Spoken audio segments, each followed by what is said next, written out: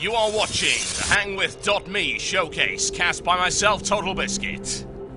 Ladies and gentlemen, welcome to SHOUTcraft right here with the Hangwith.me showcase, as sponsored by Hangwith.me and, of course, CynicalBrit.com.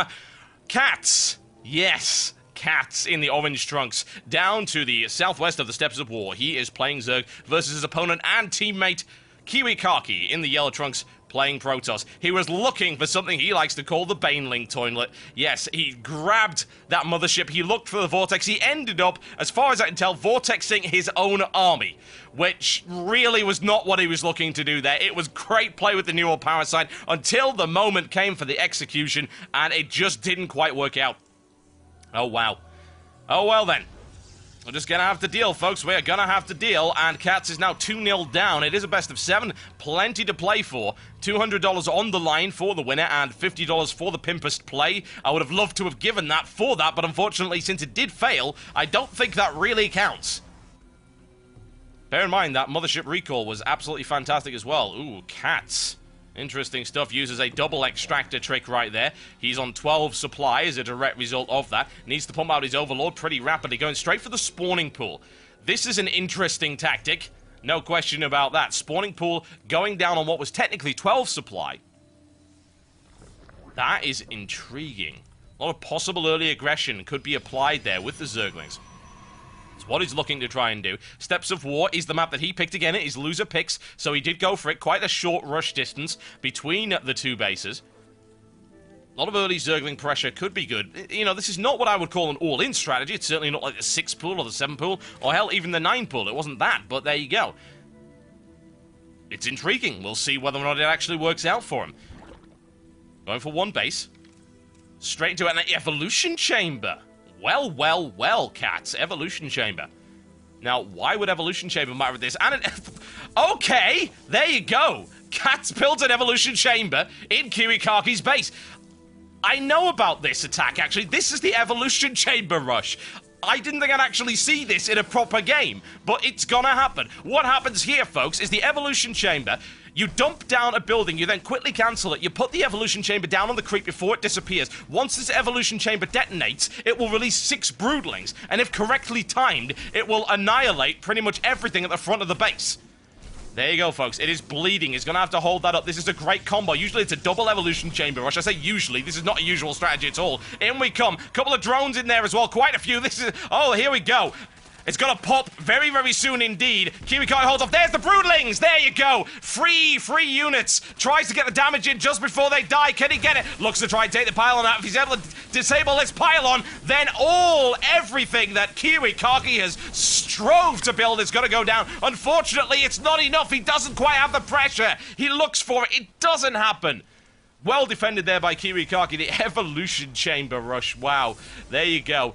It didn't quite work out, unfortunately. The Zealots able to deal with it. Kiwikaki saw exactly what was going on. He pulled back, and that really is the defense against it, honestly. Pull away from the Broodling so they can't put big damage on. Now, the actual result of that is that CatZ economy is in a complete mess right now. Kiwikaki has now 3 Zealots, and he does have a gateway coming up with that 1 Stalker. Warp Gate is on its way.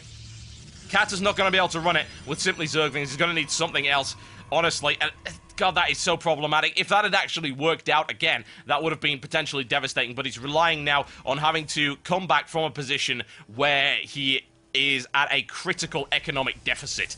Something that Kiwikaki is going to be able to exploit to its fullest. Rolls out with 3 Zealots plus a Stalker. What's he up against? 6 Zerglings. That's a foregone conclusion. He knows it. Wow, that Zealot's still alive from its engagement there on the ramp. It's going to have a few scars, I think, emotionally and psychologically, but it'll get over it. Pushing forward once again. Where are the defenses? He's only just got that extractor coming up. Wow. So unfortunate there. CatZ tries to give him the runaround, but this is problematic. Kiwikaki is going to be able to really push hard with this.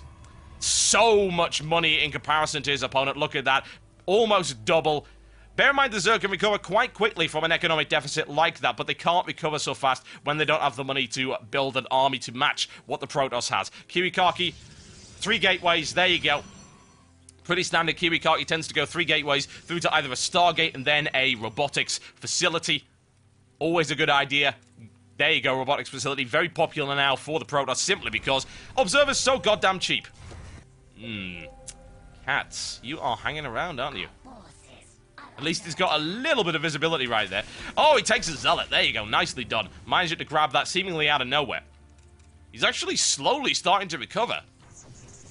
Doing a pretty good job of it as well. Does he have the units to run that barrier, though? Right now, pretty much no. And he's going to find that out very rapidly, especially bearing in mind there is a sentry there, force field is available. He's going to need a little bit more than that. Tries to go for the metabolic boost. But honestly, if he keeps doing this, and only this, I can only expect Kiwikaki to push out and deal a critical blow to him. Bear in mind, though, he does have Baneling Nest on the way. But again, he's come afoul so many times of Kiwikaki's force field placement. And that could be critical for him. However, he does have quite good map control right now. He's able to at least prevent Kiwikaki from expanding for the time being, especially once that speed upgrade comes up for the Zerglings. Rolling out yet more. Creep spread is on its way. Baneling Nest on its way. Baneling Nest, of course, will allow him to break this very easily, assuming that force fields don't come down. Now, he's just broken out 4 more sentries, which can only indicate to me that he's planning on expanding shortly. He's going to have the money, but he's got an Immortal coming out as well, which will actually prove to be totally useless. It'll work against the Banelings, but that's really about it. No Roaches coming out, but then he has to assume that his opponent's going Roaches right now. He's got no scouting information to indicate otherwise. It's a pretty logical transition at this point if you're going to try and run a ramp like this, but Banelings are on the way. Here's the Morph, folks. Will he be able to break that line? That's the critical thing here. If he can break through that line, then pretty much good game, because he'll continue to swarm the Zerglings in there, rip the economic heart out of the Protoss, and that will be that. Single Zergling sacrificed for the glory of the swarm to get that visibility. Splitting his Banelings down to 2 groups. Can he make the run? It's going to be down to Kiwikaki's plate. He's got the Observer there. Can he get it? Can he get it? No, he can't. Oh, he just gets it.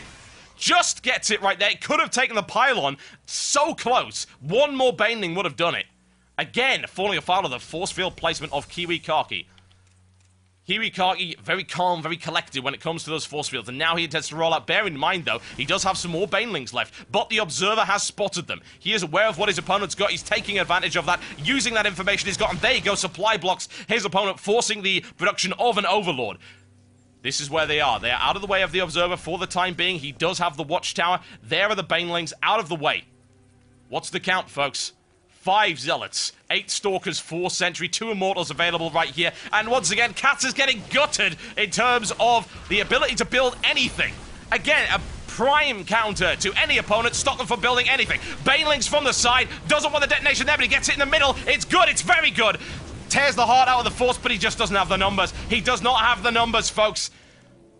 Kiwikaki, great harassment once again on those Overlords, and this is pretty much a foregone conclusion. He's going to keep pushing forward.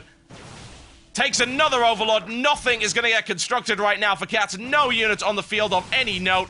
2 Zerglings is all he's got. Pulls all his drones off the line. Last ditch, last stand, Alamo style thing going on right here. Kiwikaki will take them apart. As you can see, here comes the swarm. Can he take an Immortal out of it? He looks for it. The defense is still good, but good game. Ladies and gentlemen, once again, yes, yes indeed, Kiwikaki takes it once again right here. He is now 3-0 up in this best of 7 series. Potentially could take a clean sweep.